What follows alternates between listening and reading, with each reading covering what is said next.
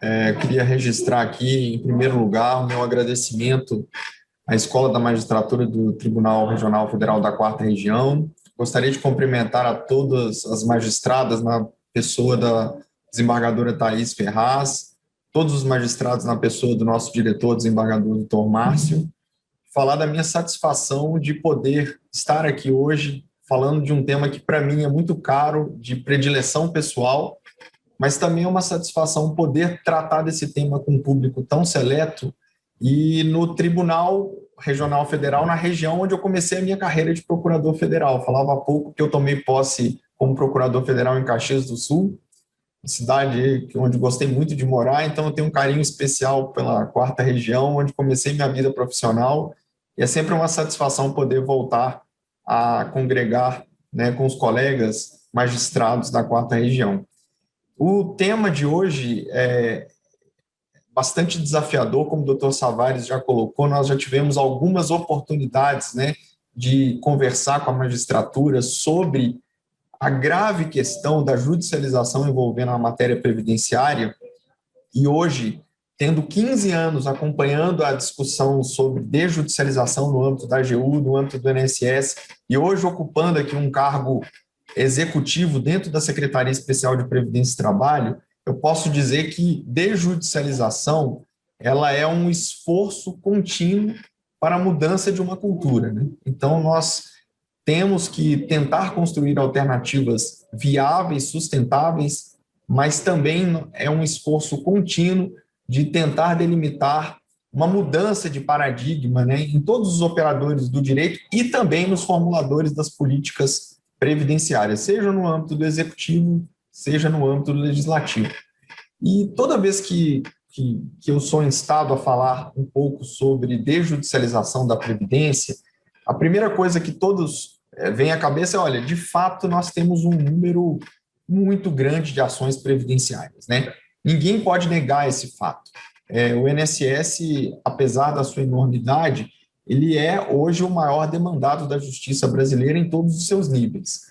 Mas nós temos que levar em conta também que o INSS, ele tem, por ser um órgão, né, com uma relação tão grande, ele tem um público, uma quantidade, uma enormidade de relações jurídicas estabelecidas com uma infinidade de pessoas, né? Eu costumo dizer que se o INSS fosse um país, ele seria o quarto maior país da América, né? Entre segurados e beneficiários, o INSS hoje conta, né, na sua carteira com 90 milhões de pessoas. Então, um órgão que estabelece relação jurídica com 90 milhões de pessoas, ele é um órgão que, naturalmente, está mais suscetível a ter questionamentos judiciais sobre essas relações jurídicas, né? E só para a gente ter uma ideia também da dimensão, né, do tamanho do que é o INSS, só em termos de beneficiários, né, que constam atualmente na folha do INSS, nós temos 35 milhões de brasileiros. Só para que tenhamos uma medida de comparação, essa é a população do Canadá.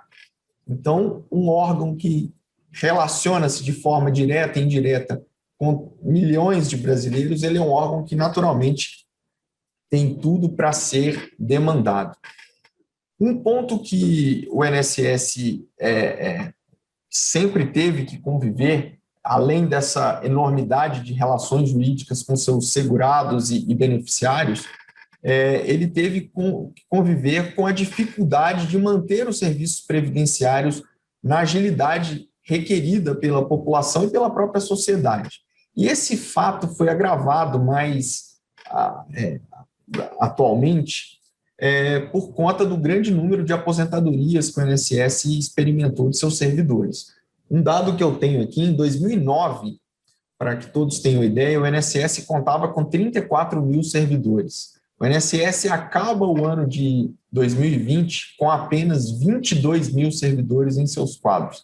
Então, um órgão que continuou tendo uma demanda em patamares históricos aí que atingem a cerca de milhões de requerimentos por ano, e só de indeferimentos nós estamos falando aí de 3 milhões e 500 mil indeferimentos por ano, ele teve que conviver com uma redução aí drástica de quase 40% do seu corpo de funcionários, sem uma perspectiva muito clara de recomposição dessa força de trabalho, pelas questões orçamentárias e fiscais que todos aqui sabem e bem compreendem. Então, apesar do nosso esforço aqui de tentar uma janela de criação de um novo concurso para o INSS, é algo que impacta diretamente no nosso assunto aqui, que é relacionado à existência de um número crescente de ações judiciais e a necessidade de adoção de mecanismos de judicialização. Sim, é um mapa mental que eu gosto de fazer aqui quando eu tive a oportunidade de capitanear aqui dentro da Advocacia Geral da União e dentro da Previdência a discussão sobre desjudicialização. Acho que o primeiro ponto que nós temos que enfrentar quando nós temos um problema dessa monta é reconhecer que há um problema, né? Então, em um dado momento, eu percebia que o próprio INSS, a AGU, tinha noção do problema, mas não colocava aquilo na agenda prioritária. Então, havia políticas isoladas de redução de litígios, de prevenção de litígios, mas isso não estava na ordem do dia. Então, como eu disse, a desjudicialização é um processo de mudança cultural e, como um roadmap mental aqui, eu gosto sempre de chamar a atenção que nós precisamos entender que isso é um problema. Quando eu me aproximei do tema desjudicialização, muitas pessoas diziam o seguinte: olha, a judicialização é um fenômeno do livre acesso ao poder judiciário. E eu acho que a gente pode ter uma abordagem distinta deste entendimento. Ninguém aqui está pregando que não possa haver o amplo acesso ao judiciário. Isso é uma garantia constitucional inafastável. Mas nós precisamos entender o porquê o INSS é tão demandado. E, dentro dessa busca, entender o que o Poder Executivo, o Poder Legislativo e o Poder Judiciário podem fazer dentro das suas esferas de competência para diminuir o impacto dessa judicialização.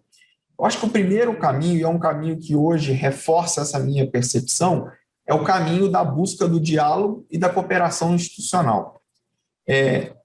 Depois que você reconhece que esse problema existe, que ele é um problema grave, difícil de ser tratado, você tem que ter a hombridade de buscar parceiros para tentar buscar uma solução conjunta, consensada sobre esse problema.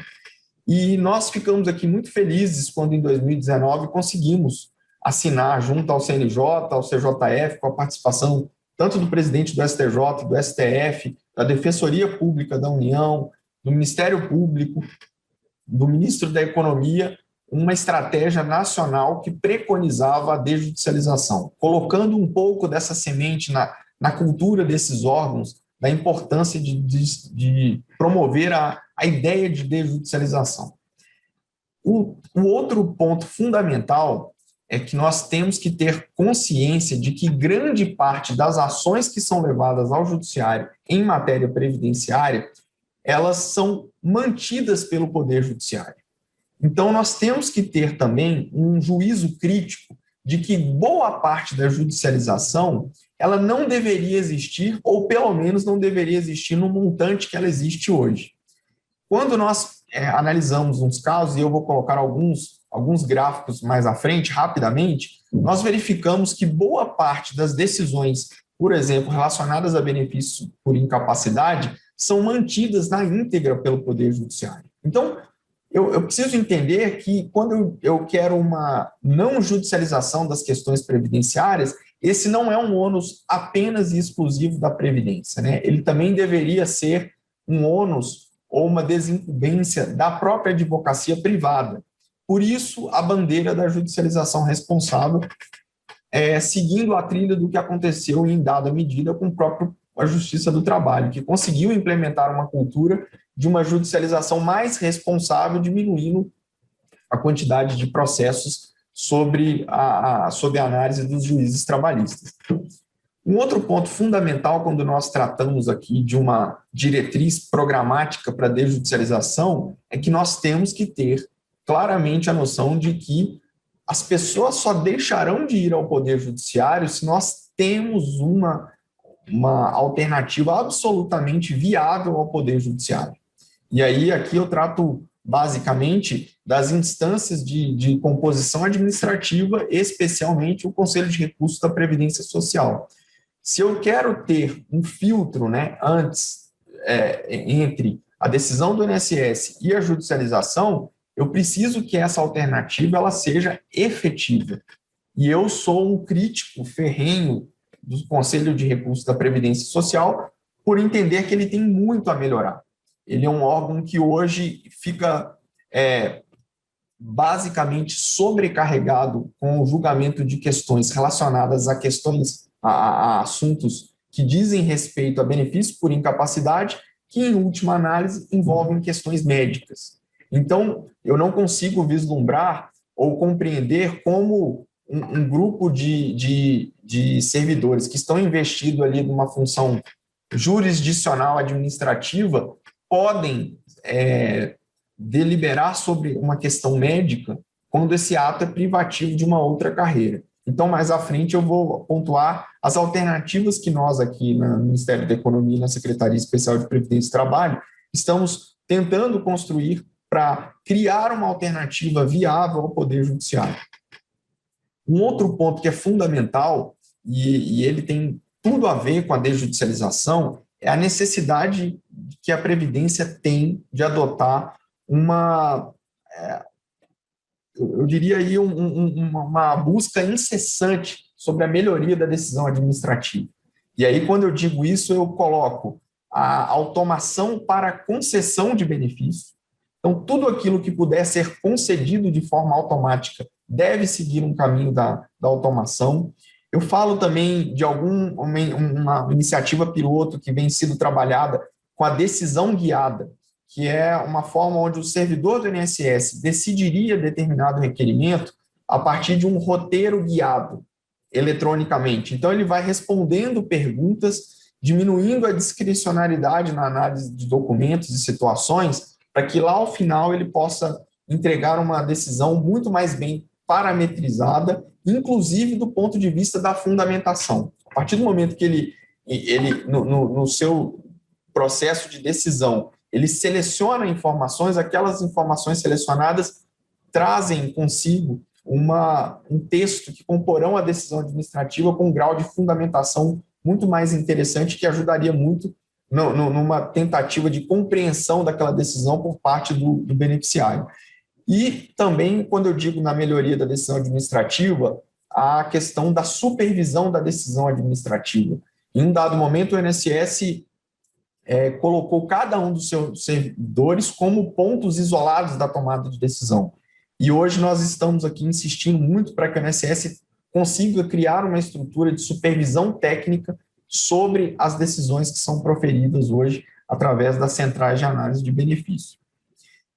Caminhando um pouco mais à frente, eu acho que como um passo importante da desjudicialização, eu sei da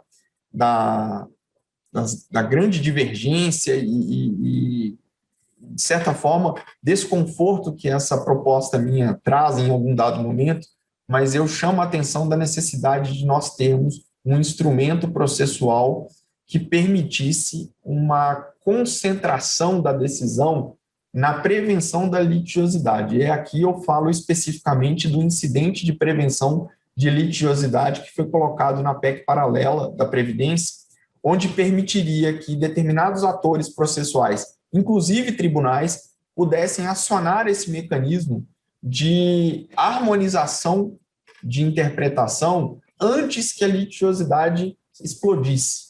Então, quando ele começa o legitimado, né, poderia ser a advocacia pública, a defensoria pública, o próprio tribunal, entendesse que determinado assunto precisava de uma uniformização, ele poderia usar esse mecanismo de prevenção da litigiosidade. Sei que é uma discussão complexa, mas se não for essa alternativa, outra alternativa há de ser construída para que nos permitisse um mecanismo de caráter processual que pudesse antecipar discussões.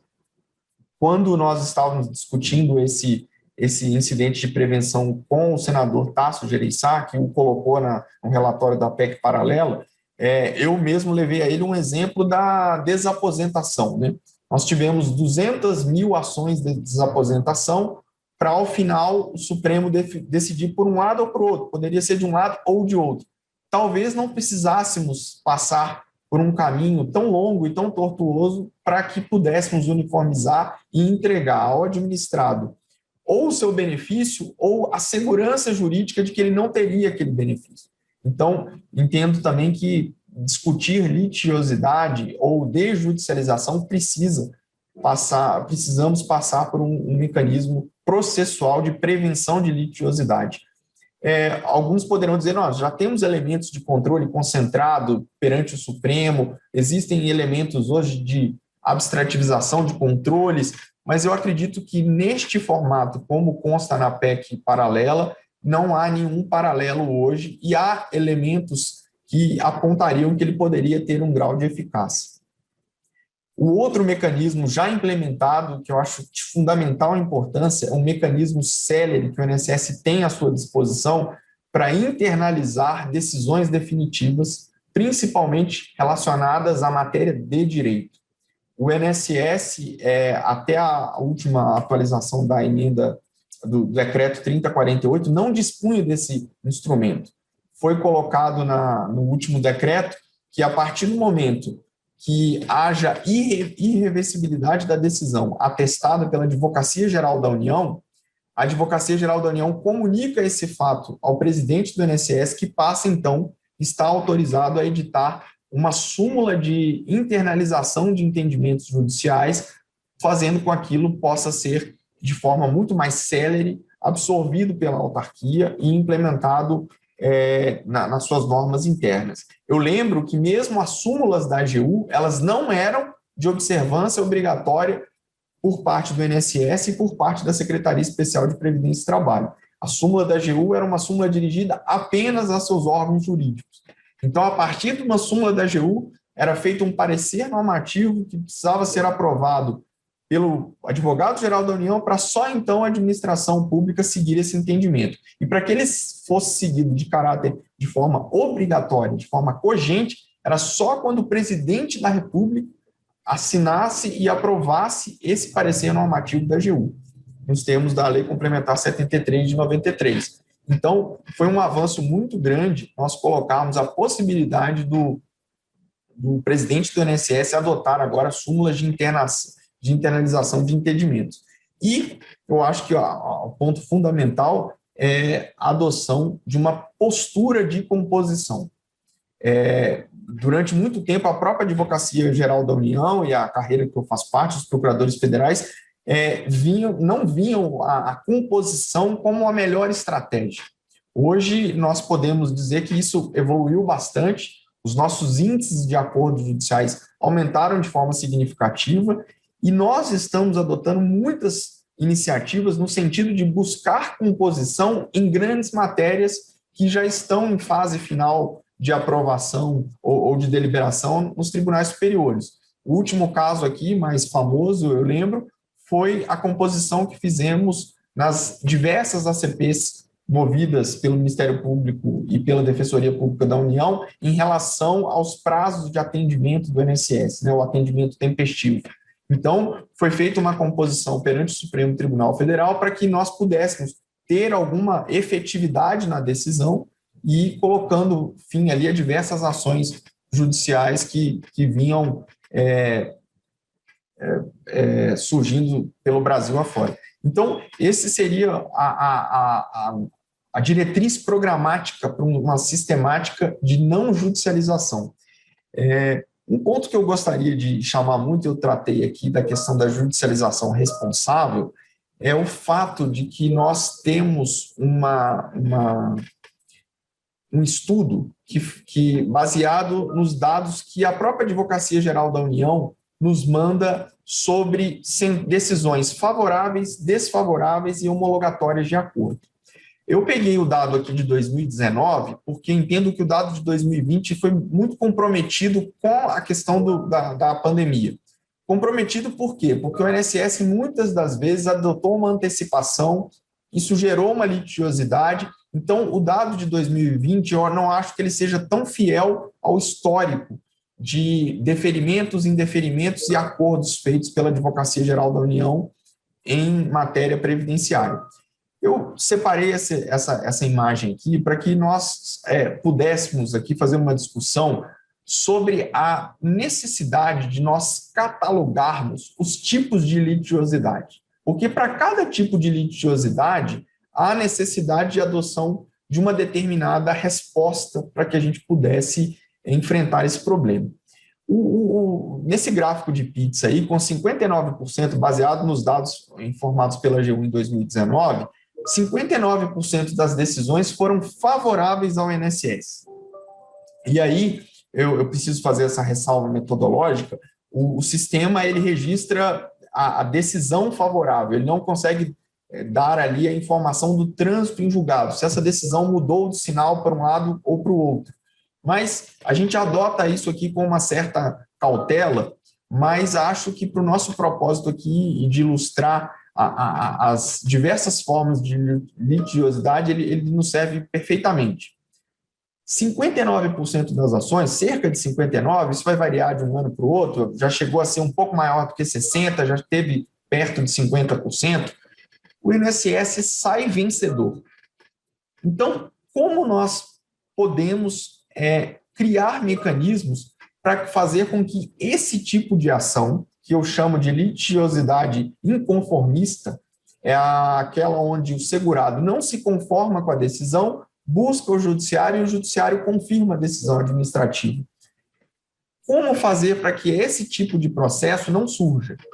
E aí aqui, já fazendo um link, como eu disse nas normas lá no nosso roteiro programático, nós precisamos sim discutir os mecanismos de incentivo e desincentivo à judicialização, principalmente quando nós estamos falando de benefício por incapacidade. Eu costumo dizer que as ações por incapacidade, elas são o maior problema do INSS. O INSS é um órgão que nasceu com outra vocação para benefícios programados e, durante o tempo, ele hoje é tomado por um órgão, basicamente, que cuida desses benefícios não programados, em especial os relacionados à incapacidade laboral, o auxílio-doença.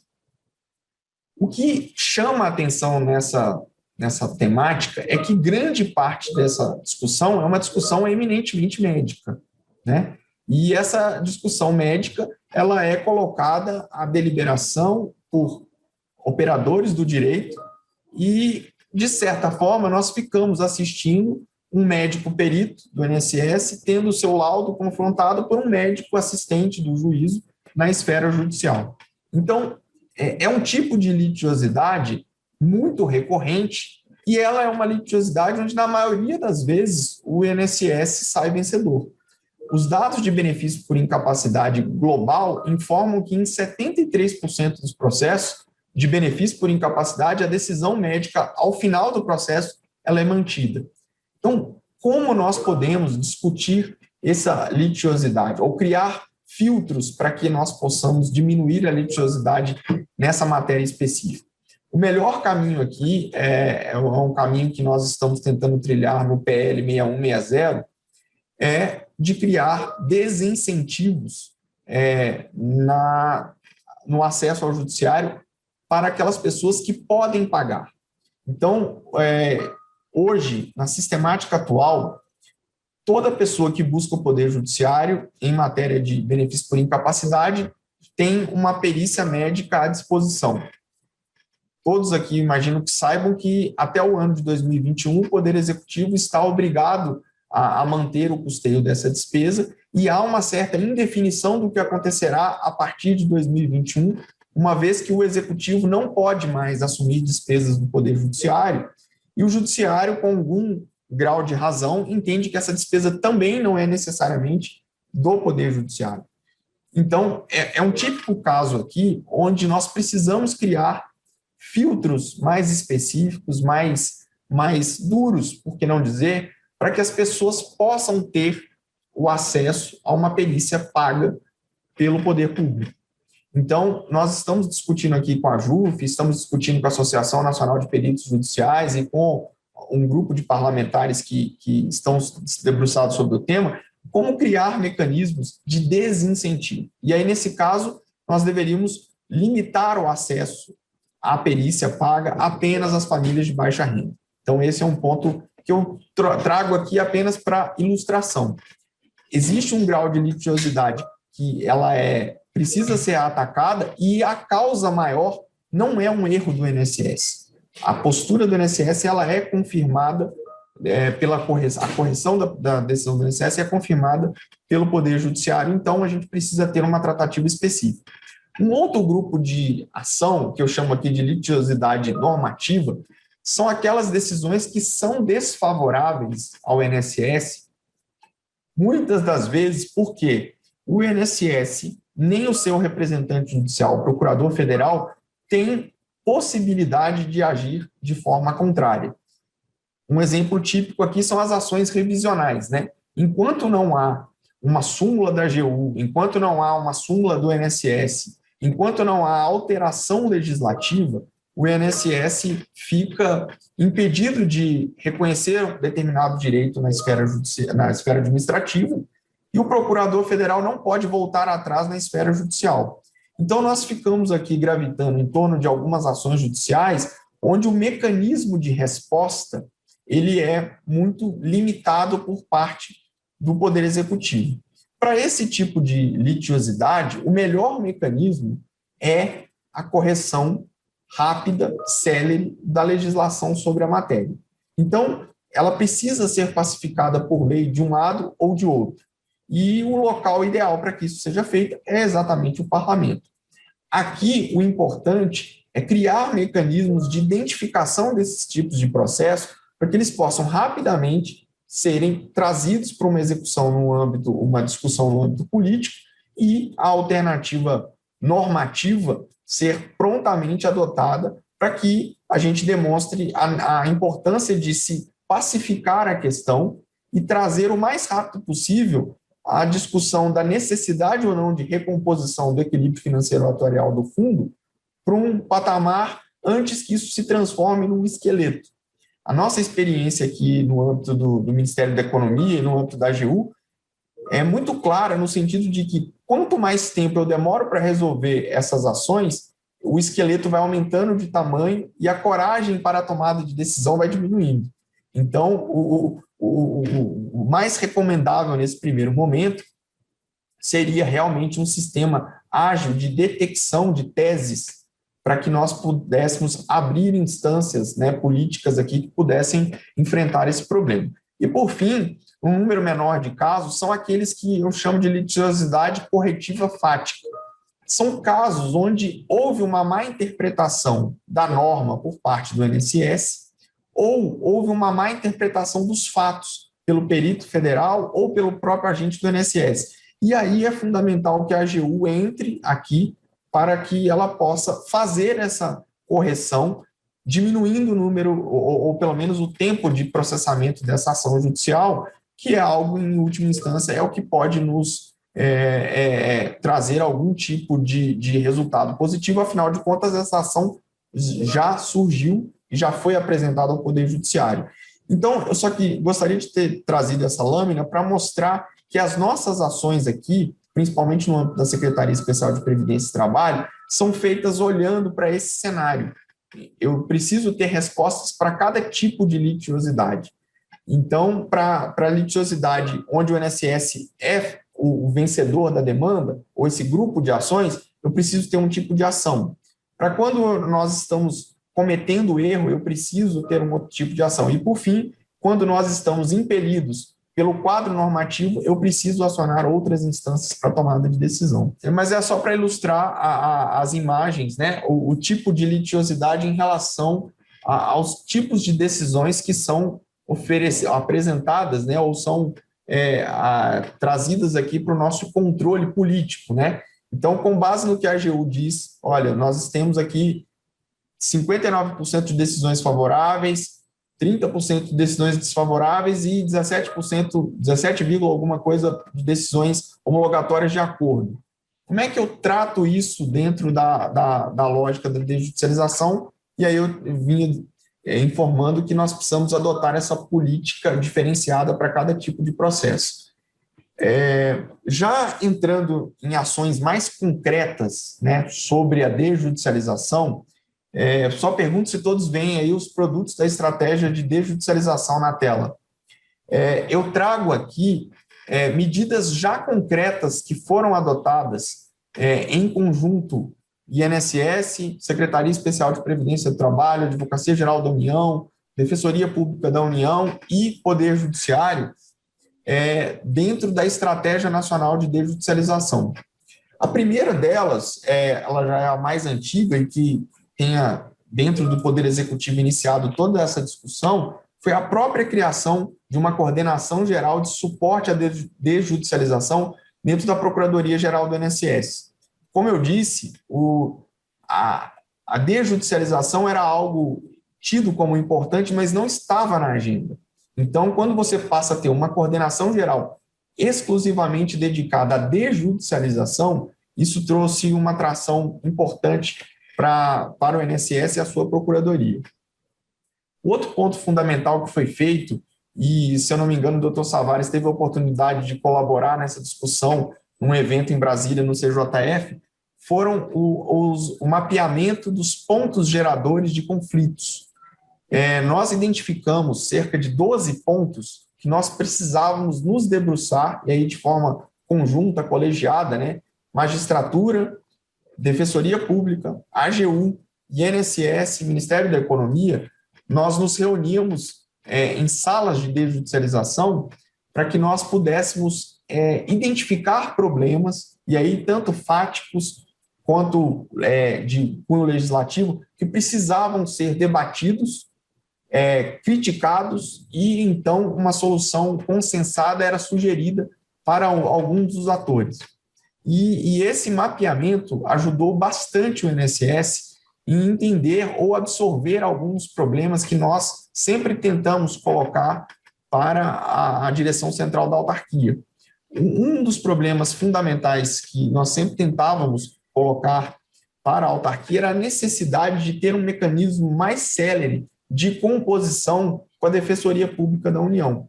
A Defensoria Pública da União, junto com o Ministério Público Federal, é o órgão que mais move ações civis públicas contra o INSS. E nós conseguimos convencer a direção central do INSS que antes que essas ações fossem ajuizadas, nós precisávamos esgotar, junto à Defensoria Pública da União, todas as tentativas de acordo. Então, nós poderíamos revisitar normas, procedimentos, e isso foi feito em algumas situações. Uma delas foi feita aqui em Brasília, e eu tive a oportunidade de conduzi-la, uma ação civil pública envolvendo quase 58 mil ações judiciais relativas ao seguro-defeso. Uma mudança de entendimento por parte do INSS, uma flexibilização no reconhecimento do RGP, né, do Registro Geral de Pesca, evitou que essas 58 mil ações judiciais tivessem que ser processadas e julgadas pelo TRF da primeira região. Então, é um típico caso onde 3 dias de reunião foram suficientes para acabar por enterrar quase 60 mil ações judiciais. Então, um ponto importante, a terceira iniciativa concreta, foi a instituição dessa Câmara de Instituição Interinstitucional INSS-AGU-DPU. Essa Câmara também participou das discussões do Acordo do Atendimento Tempestivo, tem participado das discussões sobre as ações judiciais relacionadas ao reconhecimento de tempo, né, previdenciário do menor, e tem sido um laboratório muito importante para que nós pudéssemos ser oxigenados pela ótica, pela visão da Defensoria Pública. Então, é outra iniciativa concreta que já foi instalada e vem funcionando, não na velocidade e na magnitude que nós imaginávamos, mas já vem funcionando e apresentando alguns resultados. Outro ponto importante que eu mencionei é a sala de desjudicialização. Eu não tenho dúvida nenhuma em falar que foi uma das oportunidades profissionais mais interessantes que eu vivenciei dentro da Advocacia Geral da União, o fato de poder dialogar fora dos autos sobre problemas e soluções para a Previdência num grau de cooperação que eu nunca tinha visto antes. Então, quando 2 juízes, e as salas eram formadas nessa maneira, né? 2 juízes, 2 membros da Defensoria Pública, 2 membros da Advocacia Geral da União e 2 representantes do INSS. Essas pessoas ficavam em volta de um determinado tema, apontando as situações críticas e as sugestões que seriam mais palatáveis ou mais viáveis para aquele tipo de problema. Foi uma experiência profissional muito rica e muitas dessas experiências ou sugestões que surgiram ali já foram incorporadas no decreto, na instrução normativa de benefício, algumas viraram projetos de lei. Então, esse fórum, né, esse espaço dialogal que foi construído foi extremamente interessante e enriquecedor. Um outro tema que surgiu dessas salas de desjudicialização é o programa que o INSS criou em 2020, que é o chamado SuperTech, que é um programa de supervisão técnica, onde a direção do INSS acompanha os servidores que têm um grau de indeferimento que extrapolam dispersões estatísticas, né? Então, um determinado servidor do INSS, que está agora em home office, ele está fazendo análise do benefício à distância da sua casa, nós começamos a medir se aquele determinado servidor, para aquela espécie de benefício, ele está fugindo do padrão de concessão e indeferimento que seria comum para a região dele. Então, com isso, nós criamos mecanismos de correção da decisão, não permitimos que um servidor continue errando dali para frente, é uma espécie de um feedback que ele recebe, e ele foi fundamental não só pelo lado da correção do entendimento, como também para que a gente evitasse pagamentos indevidos no programa que nós lançamos de revisão de benefícios por incapacidade, né? Então, como o servidor do INSS passou a ser bonificado por produção, a gente entendeu que isso seria um mecanismo de permitir que nós pudéssemos controlar, porque seria muito mais simples indeferir o benefício. Então, quando ele começa a indeferir muito, e aí consegue a pontuação para receber a sua bonificação, se nós identificamos que ele ficou fora da dispersão estatística, esses processos são retornados a esse servidor para que ele possa reanalisar o caso. Então, é algo que surgiu também como uma sugestão das salas de desjudicialização e já foi incorporado pela autarquia. Cito também uma série de integrações que nós fizemos com o CNJ, o oferecimento, né, dos laudos médicos. Eu não sei como é que ainda está na 4ª região, se já está totalmente operacional, mas com o CNJ nós franqueamos o acesso, né, à base de dados do CNIS e do Plenos, e também o dossiê médico e o dossiê previdenciário, para que os juízes possam ter acesso à mesma informação que o advogado tem, por exemplo, para fazer a defesa do INSS. Foi um acordo assinado com o CJF e o CNJ, e acho que é algo de extrema valia, porque passamos a compartilhar as mesmas informações fáticas para aquele caso. Havia muita resistência da AGU com relação a esse compartilhamento, doutor Savares, porque entendíamos assim, olha, como é que nós vamos montar uma estratégia de defesa, sendo que o juiz já está vendo a matéria, mas olha, o juiz está tendo acesso aos fatos, né? E o juiz se debruça sobre os fatos, e mais uma razão para que nós possamos trazer esses fatos ao conhecimento do magistrado. Felizmente, conseguimos superar essa barreira e fazer essa entregação muito importante. Já tinha falado sobre a súmula, a revisão da matéria de benefício, e fala um pouco daquilo que está por vir. O primeiro ponto que nós estamos apostando aqui é num novo modelo recursal para os benefícios por incapacidade no âmbito administrativo. Disse há pouco que um dos problemas do CRPS é o fato de que 78% dos processos que são levados ao CRPS dizem respeito à matéria médica, benefício por incapacidade. O CRPS quase nada ou muito pouco pode fazer a esse respeito. O que nós estamos aqui em via final de discussão no âmbito do Ministério da Economia é isolar a decisão médica para uma esfera recursal administrativa própria. Então, se o benefício foi indeferido por uma razão médica, o segurado poderá acionar um pedido de revisão para uma junta médica ou para um outro médico. Isso não será mais levado à apreciação do Conselho de Recursos da Previdência Social. O Conselho de Recursos da Previdência Social ele será especializado em matéria previdenciária que não seja médica. Então, discussões sobre tempo especial, discussões sobre validade de determinado documento para comprovação de tempo, isso sim permanecerá na órbita de conhecimento e julgamento do CRPS. Mas toda a matéria médica nós queremos trazer para um sistema recursal mais célere, para que nós possamos oferecer ao segurado dois caminhos mais rápidos, né? Se ele quiser discutir a matéria médica, essa discussão também se dará de uma forma mais abreviada e mais curta. Se ele quiser discutir a matéria previdenciária, ele terá outro caminho. E o CRPS, com a sua atual estrutura, esvaziado em cerca de 75% da sua competência, ele terá a condição de ter um julgamento num patamar muito mais rápido do que acontece hoje. Então, a gente imagina que nós possamos trazer o julgamento administrativo para cerca de 90 dias. Então, essa é uma aposta importante que nós estamos tentando fazer.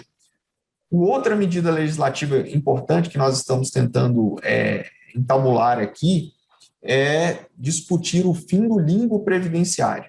Acho que todas as magistradas e magistrados aqui já conviveram com casos práticos. Aqui, enquanto formuladores e gestores da política pública, nós sofremos com isso também. Acho que é um grande vício da legislação brasileira previdenciária, ou um grande defeito, é não ter dado o devido e adequado tratamento ao limbo previdenciário. Então, nós imaginamos aqui fazer algum nível de alteração no benefício por incapacidade temporário para que nós possamos acabar com o limbo. E acabar por alguns mecanismos. Primeiro, estamos discutindo aumentar o tempo em que o benefício precisa ser suportado pela empresa. Nós temos uma grande quantidade de requerimentos de benefício por incapacidade, onde o tempo de afastamento varia entre o 16º e o 30º dia.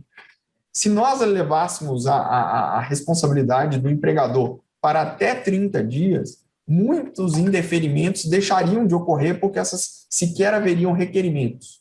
Então, é uma alternativa. E aumentar o tempo, né, que a empresa é obrigada a manter esse funcionário. O segundo ato que nós trabalharíamos na mesma medida provisória é deixar muito claro que quando o médico perito federal define pela capacidade laboral, esse segurado, ele é obrigado, a empresa é obrigada a suportar esse segurado dentro dos seus quadros, ou se o seu serviço médico entender de forma diversa, que ela mantenha pelo menos a remuneração dele até que essa questão seja resolvida. Se nós resolvermos por uma revisão de entendimento, os valores pagos pela empresa poderiam ser deduzidos das suas contribuições, uma espécie de compensação de natureza tributária, evitando com que o trabalhador, nessa situação de limbo, arque com essa divergência de entendimento INSS versus empresa. Nós conhecemos aqui, eu acho que todos conhecem, inúmeros casos sobre essa situação, e esse é um tipo de norma que nós aqui gostaríamos de mais à frente, assim que ela tiver mais madura para uma discussão externa, ouvir, através do CNJ, do CJF, a percepção, né, da magistratura, ou seja, através da JUF, sobre quão efetiva seria uma norma nesse sentido. Então, é algo que nós estamos fazendo uma gestação aqui, sempre no sentido de tentar diminuir a quantidade de indeferimentos e, por conseguinte, diminuir a quantidade de novas ações judiciais. Um outro ponto que eu mencionei, eu gostaria de detalhar um pouco melhor, é o PL que trata da racionalização das perícias, né? Nós estamos muito preocupados aqui, desembargador Márcio, com a situação do custeio da perícia médica em 2022. Hoje esse custeio está na economia, não há ainda uma clareza de como isso ficará aqui. As áreas de orçamento e finanças da economia entendem que essa não é uma despesa do executivo e ela precisaria estar alocada em outro órgão. Como eu disse, o Poder Judiciário também entende que não é uma despesa dele, nós ficamos nessa discussão. E é ruim porque não é uma discussão sobre falta de recurso. O dinheiro há, o que não há é espaço no teto. Então, nós estamos nessa discussão e eu entendo que talvez o PL 6160 seja o local ideal para que a gente solucione essa questão. solucionando o seguinte, tornando mais palatável para a economia pagar essas perícias para aquelas pessoas que efetivamente comprovem ser de baixa renda e dando aos demais segurados o dever de eventualmente pagar pela perícia. O INSS, sim, no caso de pessoas que estejam no cadastro único ou que comprovem a miserabilidade por critérios bastante objetivos, esse o INSS estaria autorizado a fazer esse pagamento, levando a rubrica, né, para dentro do INSS, mas, repito, por questões de teto, essa rubrica não pode ser em valor expressivo, porque nós estamos dentro de algumas autarquias com uma grande dificuldade orçamentária. Então, esse é um projeto que nós estamos acompanhando aqui com bastante cuidado, a nossa assessoria parlamentar acompanha, estamos diuturnamente em contato com o deputado Irã, para que nós possamos, até o final do ano, caminhar no sentido de uma solução consensada.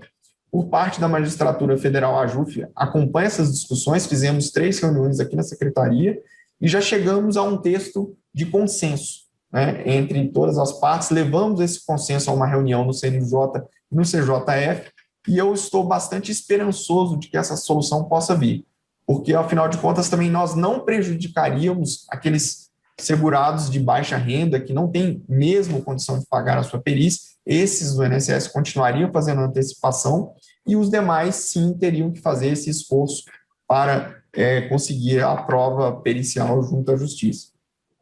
E, por fim, já encaminhando aqui para o meu encerramento, nós estamos tratando aqui de uma reestruturação orgânica do INSS. O INSS passou por um processo de transformação digital, onde houve muita concentração de decisão em Brasília, e nós precisamos agora devolver um pouco de competências para as regionais, para que elas possam coordenar de uma forma mais efetiva, né, as centrais de análise de benefícios, que são regionais, e criar aqui no INSS uma estrutura que não existe hoje, que é uma coordenação geral ou uma diretoria, né, que vai cuidar do suporte finalístico ao servidor. Então, o servidor, quando ele tiver uma dúvida, ele vai ter uma área específica aqui do INSS, muito mais robusta do que tem hoje, para que tire as suas dúvidas antes que ele caminhe para o indeferimento. Essa é uma medida de cunho basicamente administrativo, mas que nós enxergamos nela um alto potencial de redução de demandas. Nós todos sabemos o quão complexo é a curva de aprendizado em matéria previdenciária.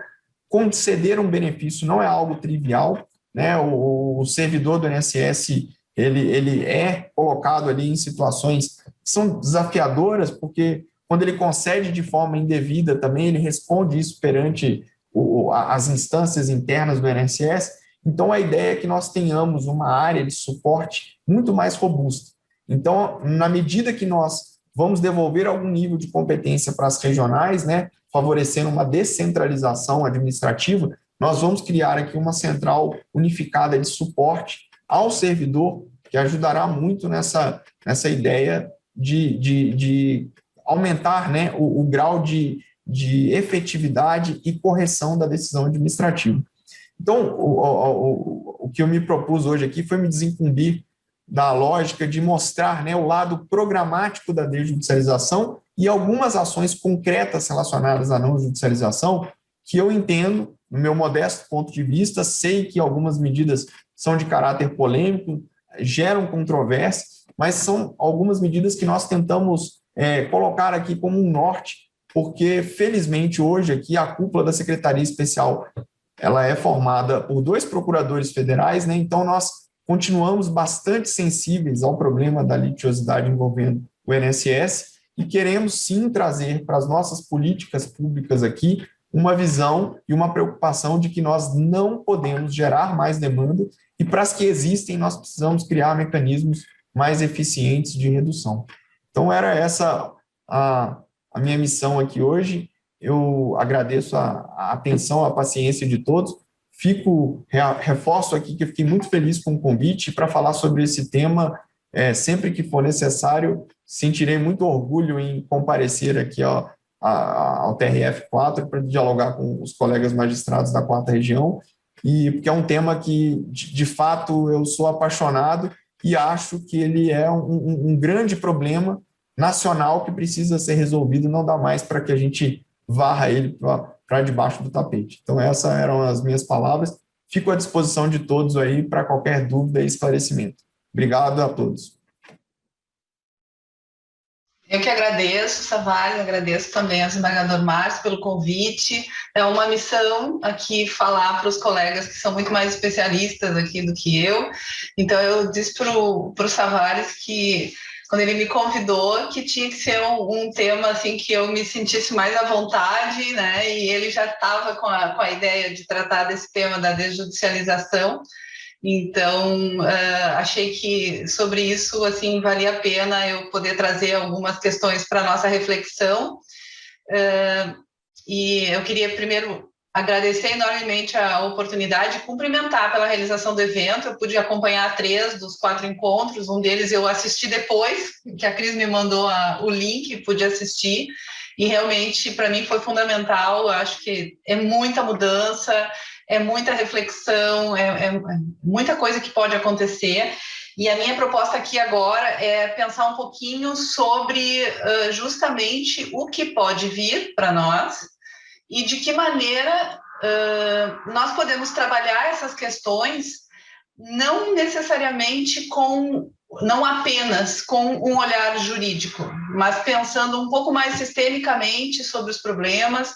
Vou apresentar um pouquinho também, talvez, da nossa mecânica de trabalho nos centros de inteligência, porque eu acho que essa mudança, com tudo que ela trouxe, e nesse momento em que nós estamos vendo aí pela fala do Dr. Adler, toda uma disposição, de certa forma, e uma nova postura aí da administração no sentido de também pensar mais sistemicamente nessas questões e criar espaços para talvez pensar judicialização em massa, talvez pensar estratégias que não sejam simplesmente correr atrás da máquina e estabelecer prazo para as coisas acontecerem. Então, a minha ideia aqui é rapidinho dar uma passada com vocês em algumas questões que ele chegou a tocar. Eu estou trazendo alguns dados que eu acho que vão nos ajudar depois a discutir justamente essas questões que os senhores estavam trazendo já para o doutorado. Eu acho que a gente vai ter espaço depois na atividade prática para poder pensar justamente sobre esses temas que são mais de ordem administrativa. Vou dar uma compartilhada aqui na minha tela. Bom, eu queria conversar um pouco, eu trouxe a sombrinha, mas assim como eu vi que no curso se usou também essa ideia da sombrinha, né? Tá lá no banner do curso, e eu acho que passa um pouco aquela ideia do quanto nós talvez não estejamos protegidos para tudo isso que vem aí, talvez o quanto a gente vai para a chuva direto, né? Assim, vai ter muito pouca proteção para todos os segurados, para todos os jurisdicionados e, em alguma medida também, para quem for ter que lidar com esse tipo de questão. Eu vou dividir o meu tempo, não pretendo me estender muito, eu quero passar mais uns gráficos aqui, depois lançar algumas ideias para a gente discutir. Eu vou falar um pouquinho sobre judicialização, a partir de uma pesquisa que foi há pouco tempo divulgada, e falar um pouquinho sobre como é que a gente pode atuar, né? Que tipo de coisa a gente eventualmente está repetindo e o que poderia ser diferente no nosso tratamento dessas questões. Bom, o CNJ encomendou uma pesquisa sobre judicialização em matéria previdenciária. Essa pesquisa foi feita pelo INSPER e os resultados, eu convido todo mundo a ler com calma, eles são muito interessantes. Eles buscaram dados diretamente nos bancos de dados do Poder Judiciário, então é uma pesquisa muito séria, bastante profunda, e que procurou avaliar, tanto junto ao INSS, as principais causas de judicialização, né, como também dentro do Poder Judiciário, o que vem acontecendo em matéria de judicialização e de solução das questões de natureza previdenciária.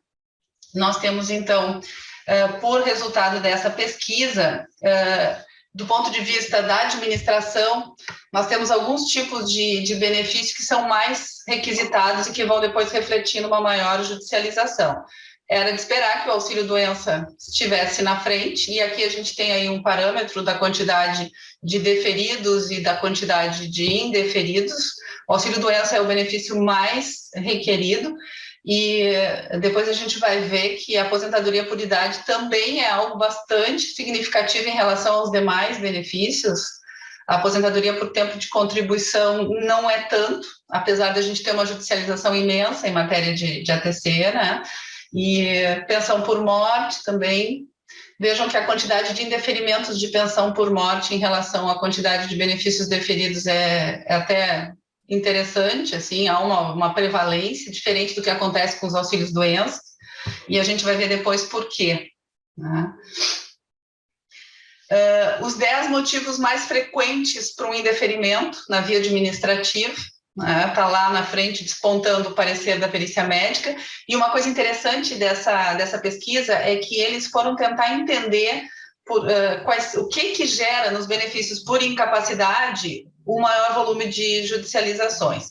E chegam à conclusão de que, na verdade, é uma forma que é algo que a gente já vem percebendo há muitos anos, que é uma forma diferente de enxergar a incapacidade na via administrativa e na via judicial. Aqui a gente olha o contexto, aqui a gente olha o mercado de trabalho, aqui a gente trabalha numa outra perspectiva, né? E, então, isso tem gerado muita judicialização. Aí tem as outras hipóteses também de indeferimento. Depois, se vocês quiserem, eu passo o link desse estudo, porque vale a pena dar uma olhada nisso. Aqui um gráfico sobre o aumento da judicialização nas 5 regiões. Aqui pega juizados também, tá? Não é só os processos de tribunal. Então, nós tivemos um aumento bastante considerável. Olhem a 4ª região ali, né? Está bem considerável em relação às demais regiões. Esse dado, para mim, é muito interessante, que é o dado da judicialização por grupo de 100 mil habitantes. Olhem a 4ª região ali em 2018, em relação a todas as demais regiões.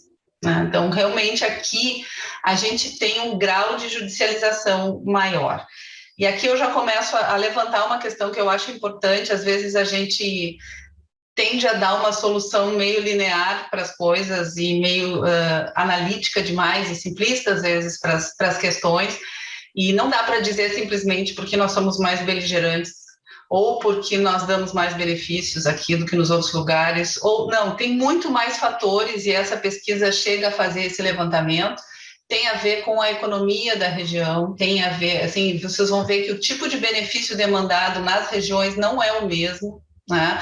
O grau de indeferimento varia conforme o tipo de benefício também, tem muito a ver com a questão econômica da região, quer dizer, são vários fatores que interferem numa maior judicialização aqui na 4ª região, e eu acho que está na hora da gente se debruçar sobre isso e talvez fazer algumas análises um pouco mais abrangentes, assim, tentar destrinchar um pouquinho melhor esses dados para conseguir compreender e, de alguma forma, pensar estratégias para que nem tudo precise virar processo judicial sem necessariamente trancar o acesso à justiça, porque essa é uma outra questão que é importante a gente pensar.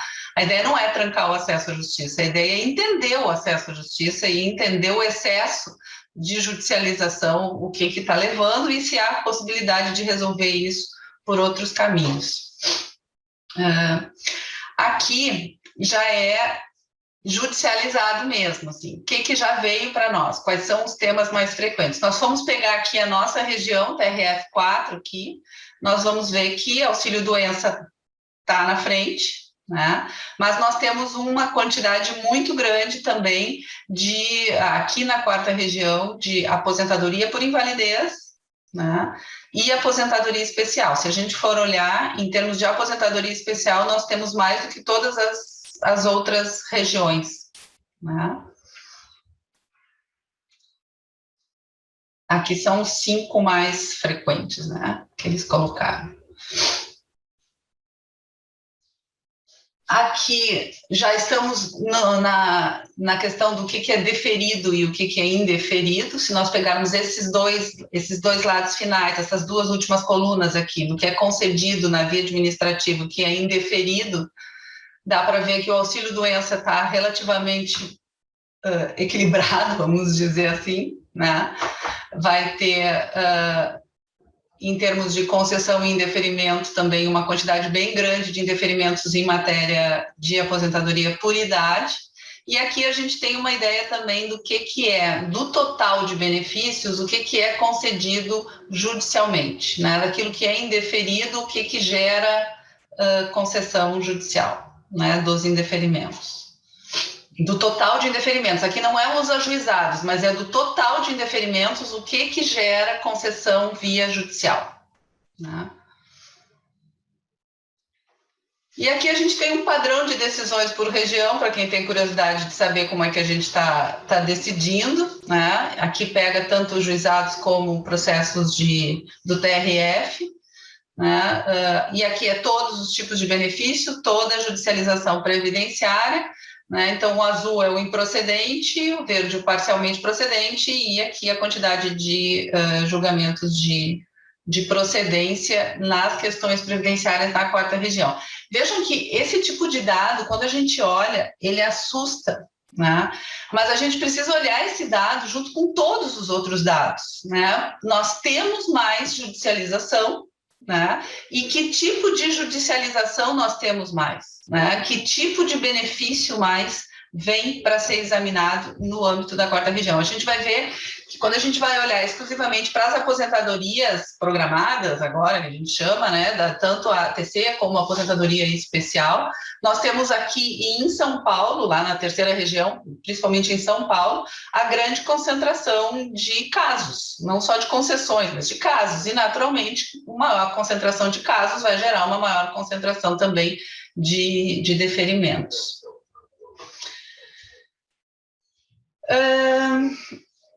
Aqui, a partir desse trabalho que o INSPER fez, eles levantaram 5 grandes problemas, que eles chamaram de macroproblemas, que precisariam ser trabalhados. E aí foi interessante porque essa pesquisa continuou. Quando apresentaram a resposta para o CNJ imediatamente criou um grupo de trabalho para já pensar e lançar na pesquisa algumas estratégias para tentar resolver as questões que foram levantadas. Eles identificaram, primeiro, uma dificuldade muito grande de acesso do segurado ao INSS. Essa pesquisa foi feita não apenas com nossos dados, com dados do INSS, com entrevistas feitas com pessoas de todas as áreas, com interlocução com a Previdência Social. Então, foram ouvidos defensores, foram ouvidos também os advogados, foram ouvidos magistrados, foram ouvidos procuradores, né, e o pessoal da área administrativa também do INSS. Então, um dos primeiros problemas que surgiu foi justamente a dificuldade de acesso do segurado ao INSS.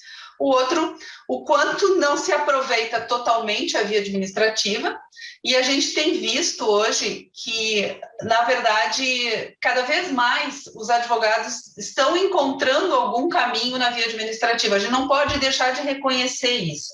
E esse volume de mandado de segurança que a gente recebe hoje, em função da demora do Conselho de Recursos, para mim é um sinalizador de que agora as pessoas estão recorrendo das decisões administrativas, elas não estão vindo diretamente para o judiciário.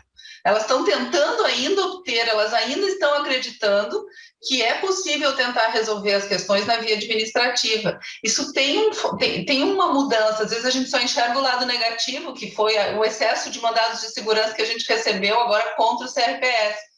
Mas a verdade é que isso significa que há possibilidade, se a gente for ver a quantidade de reversões pelo CRPS, se a gente for estudar esse assunto, talvez a gente chegue à conclusão de que é um caminho mesmo, tem que fortalecer o CRPS. Né? E aí, quando a gente pensa assim, bom, vamos botar prazo no CRPS. Eu estava pensando sobre isso esses dias, né? E a gente recebe muito mandado de segurança para isso, mas, assim, é quase que a mesma coisa que botar prazo para nós. Né? Eles estão julgando recurso. Eles estão julgando recurso e um volume de recursos cada vez maior. Assim. Então, talvez o que tem que se pensar, da mesma forma como se pensou em judiciário, é de que forma estruturar ou otimizar a atuação do CRPS para que não se precise resolver a coisa na base linear do simplesmente estabelecer um prazo. Porque quando a gente dá prazo, o que acontece? Isso aí a gente está vendo nos mandados de segurança. O INSS simplesmente indefere. Né? Então, assim, solução linear não funciona quando o problema é complexo. A gente tem que pensar em tentar... Thaís, me permite só uma parte? Pois não, irmão. Esse tema aí que você falou, aquele acordo que foi feito no Supremo Tribunal Federal, sobre a questão dos prazos para deferimento, análise dos benefícios, ou deferimento, indeferimento, o grande acordo, deixou de fora o CRPS, inclusive foi expressa a retirada do CRPS. Então, só para fazer uma referência, porque tem relação direta com isso que você está falando, para não perder.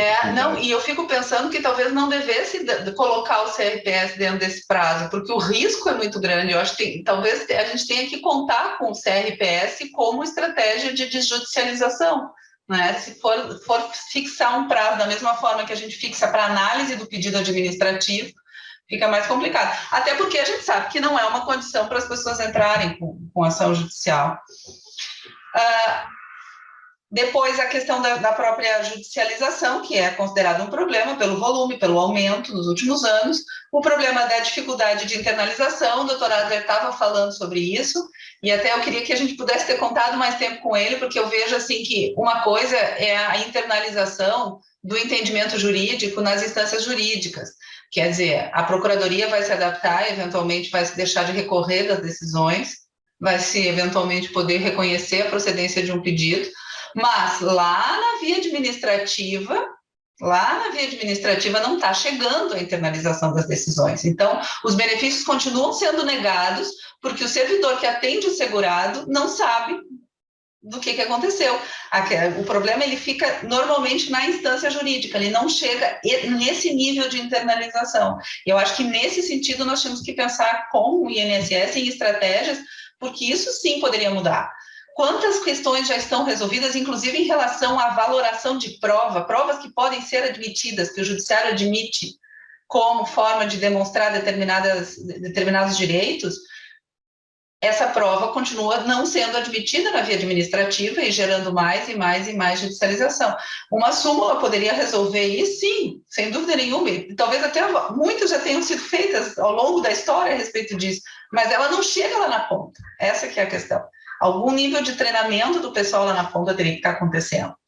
E, por último, o subaproveitamento do processo administrativo pelo próprio judiciário. Isso foi considerado um problema. A gente sente que aqui na 4ª região nós temos uma condição diferente, porque há muito tempo a gente tem acesso aos bancos de dados do INSS, então a gente conta muito com essa informação para instruir os processos, utiliza com muita frequência essa informação, mas na grande parte das regiões do país isso não acontece. Recentemente, agora, em função desse acordo com o CNJ, alguns colegas de outras regiões estão tendo acesso aos bancos de dados do INSS. E mesmo que antes pudessem ter, não havia o costume da consulta, como a gente tem aqui, né? De qualquer forma, há esse entendimento de que a gente poderia aproveitar melhor.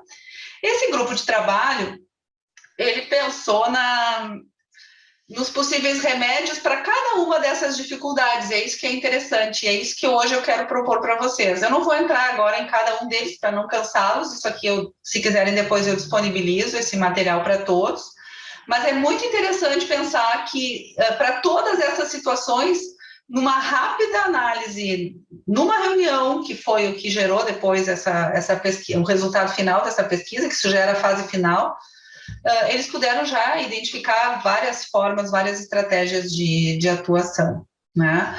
Hoje nós temos um total de 11%, mais ou menos, dos benefícios concedidos pelo INSS decorrentes de ação judicial, e aqui esse dado eu achei muito interessante. Vejam a quantidade de indeferimentos entre os desempregados.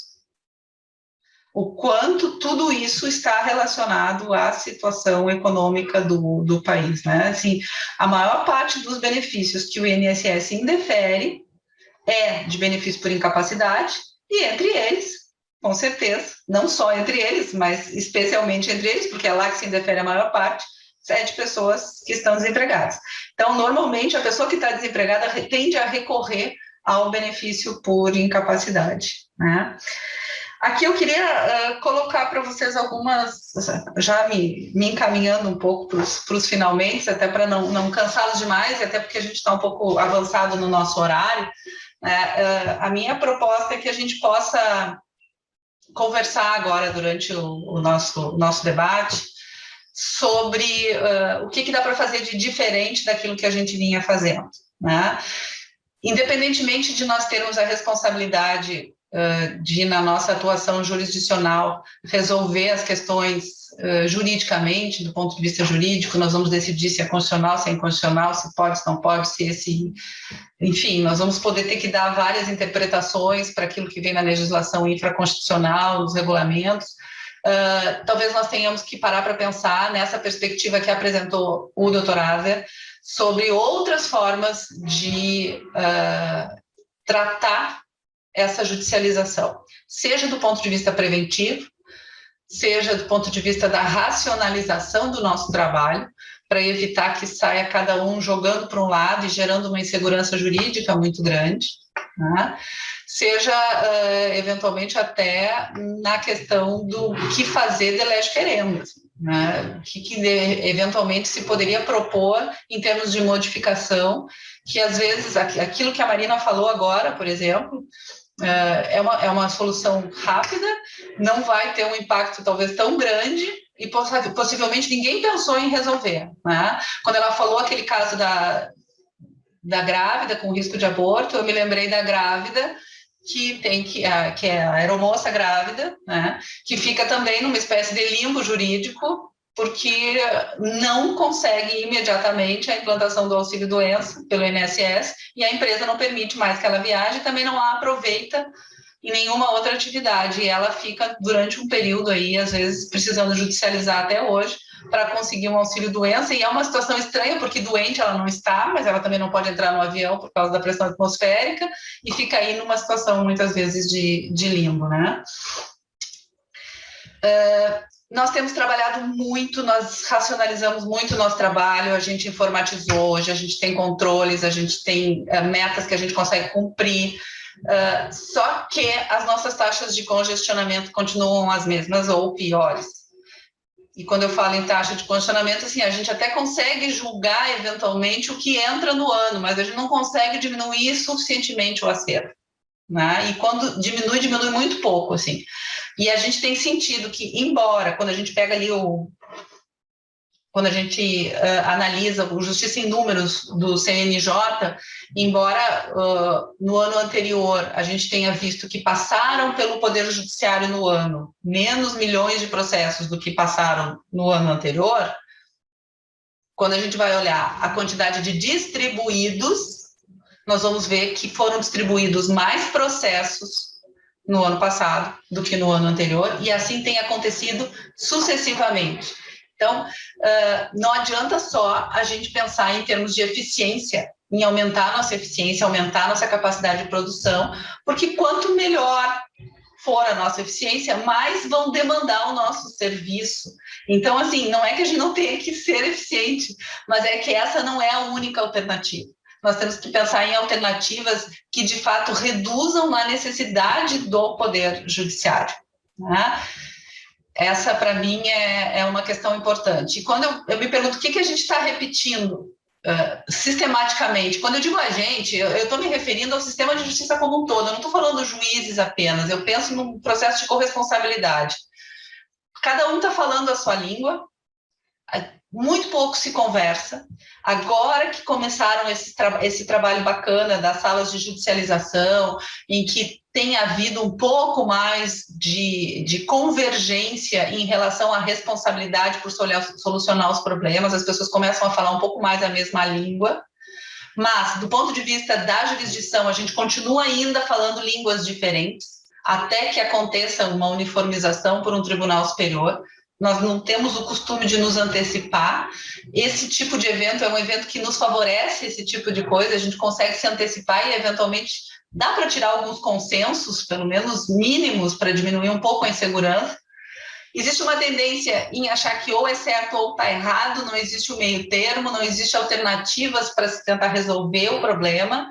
Quer dizer, ou judicializa ou não judicializa, quem sabe tem que ter uma solução no meio do caminho, ou é procedente ou é improcedente, ou tem direito ou não tem direito, e muitas vezes tem caminhos aí pelo meio. A ideia de que cada um faz a sua parte, para mim, é algo que já caiu, a gente só não se deu conta ainda, mas já caiu, porque não adianta a gente fazer a nossa parte se a gente não souber o que o outro está fazendo. Então, as nossas ações acabam se anulando, porque todo mundo tem boa vontade, todo mundo trabalha muito, todo mundo quer resolver, mas a gente não combina as alternativas, as estratégias, e o resultado acaba não sendo bom para ninguém. Então, assim, fazer cada um a sua parte não adianta mais. Nós temos que fazer em conjunto, temos que lembrar das inter-relações, aquela ideia do pensamento sistêmico. Num sistema, a gente tem sempre que pensar não apenas nos elementos, mas nas interconexões entre os elementos, né? E acho que uma outra questão, assim, já me encaminhando para o fim, existe uma tendência a gente pensar o pior do outro, né? E se colocar, às vezes, numa posição de vítima de um sistema que está disfuncional. Por que não pensaram nisso? Por que aconteceu tal coisa? Por que isso foi parar na legislação? Como é que o INSS não viu que com uma contribuição o cara ia conseguir se aposentar no teto? Vejam da fala do Dr. Adler que, se a gente pensar dessa forma, nós vamos chegar à conclusão de que tem sempre um único culpado para tudo. Mas a gente viu que ele acabou de falar, o Congresso foi alertado. E se a gente for lá conversar com o deputado Molon, possivelmente ele vai poder também dar a explicação dele por que aquilo acabou indo parar na legislação. Então, eu acho que talvez a gente tenha que parar um pouco de quem é a culpa e focar no cadê o resultado, como é que a gente resolve este problema. Isso passou, isso está ruim, então vamos criar uma estratégia para resolver esse problema. Do contrário, nós vamos estar permanentemente retroalimentando um sistema, porque a gente vai continuar julgando cada vez mais rápido e criando sempre a expectativa de que tudo pode se resolver através do Poder Judiciário. Aqui eu tinha registrado a quantidade de perícias, o que aumentou. Esse é um dado que a maior parte dos senhores já conhece, a gente já teve aquele grupo de trabalho sobre pesquisa, sobre perícia. Nós tínhamos de despesa com perícia 4,7 milhões em 2001, em 2018, 240 milhões. Né? Para ter uma ideia do que isso aumentou. E agora a gente está com uma expectativa de não ter mais o governo pagando para nós as perícias, porque não tá garantido ainda que nós vamos ter pagamento de perícias pelo governo daqui para frente, quando terminar o prazo previsto na legislação. Né? As nossas faculdades de direito aí, botando bastante judicialização na rua, né? Aqui é só o gráfico da evolução do número de cursos, né? Aqui eu vou passar, gente, eu acho que a gente pode conversar depois, talvez na fase final, se for o caso, e a ideia agora é lançar para vocês um desafio do que poderia ser diferente se nós tivéssemos a oportunidade aí de pensar com um olhar mais sistêmico e não necessariamente jurídico. Até agora a gente pensou juridicamente, e é o que a gente vai ter que resolver também em muitos processos, mas o que mais dependeria de nós, ou o que mais nós poderíamos propor que fosse feito para tentar evitar que a nova Previdência gere mais judicialização ainda, mais e desnecessariamente a judicialização.